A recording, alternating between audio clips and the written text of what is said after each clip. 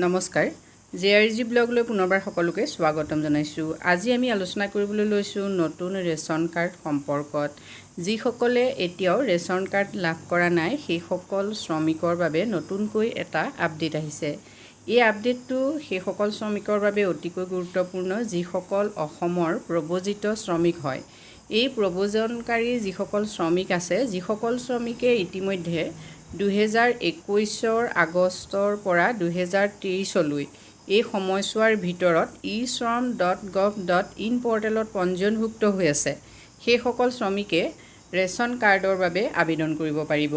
Ration কাৰ্ডৰ বাবে যদি আপোনালোকে আবেদন কৰিব খোজে এতিয়াও কৰা নাই, তেতিয়াহ'লে আপোনালোকে কি কৰিব লাগিব প্ৰথমতে চাই লওক। বিশেষভাৱে eShram পৰ্টেলত যদি আপোনালোকে পঞ্জীয়ন কৰিছিলে 2021 আগষ্টৰ পৰা 2023 আগষ্টৰ ভিতৰত, সেইসকল শ্ৰমিকে ৰেচন কাৰ্ডৰ বাবে অনলাইন কৰিব পাৰিব।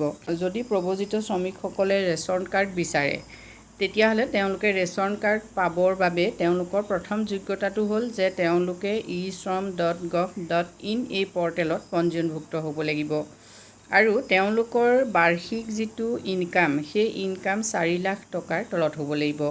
যদি এই দুয়োটা চৰ্ত পূৰণ হৈছে তেতিয়াহ'লে শ্ৰমিকসকলে ৰেচন কাৰ্ডৰ বাবে আবেদন কৰিব পাৰিব। এতিয়া নতুন ৰেচন কাৰ্ড লাভ অথবা ৰেচন কাৰ্ডত নাম অন্তৰ্ভুক্ত কৰাৰ বাবে প্ৰপত্ৰ আপোনালোকে সংগ্ৰহ কৰিব লাগিব। প্ৰপত্ৰখন ফৰ্ম চি বুলি কৈছে। এই ফৰ্ম চি প্ৰপত্ৰখন আপোনালোকে পূৰাব লাগিব আৰু প্ৰপত্ৰখনত যিখিনি তথ্য সন্নিৱিষ্ট থাকিব বা বিচাৰিব সেই তথ্যখিনি আপোনালোকে সম্পূৰ্ণ জমা দিব লাগিব।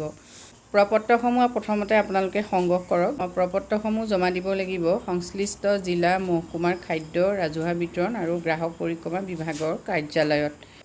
এই প্ৰপত্ৰসমূহ আপোনালোকে 3 আগষ্টৰ ভিতৰত জমা দিব লাগিব। গতিকে সময়সীমা যথেষ্ট কম হয়। যিসকল শ্ৰমিক প্ৰব্ৰজিত হয় আৰু যিসকলৰ ইতিমধ্যে eShram.gov.in ইতিমধ্যে পঞ্জীয়ন আছে সেইসকল শ্ৰমিকে এই নতুন ৰেচন কাৰ্ডৰ বাবে আবেদন কৰিব পাৰিব। মাত্ৰ 3 আগষ্টৰ ভিতৰত আপোনালোকে আবেদন কৰিব লাগিব। আজি ভিডিঅ'টোত আমি আপোনালোকৰ বাবে এইখিনি তথ্য আগবঢ়াইছোঁ। যদি উপকৃত হৈছে কমেণ্ট কৰি জনাব। ধন্যবাদ।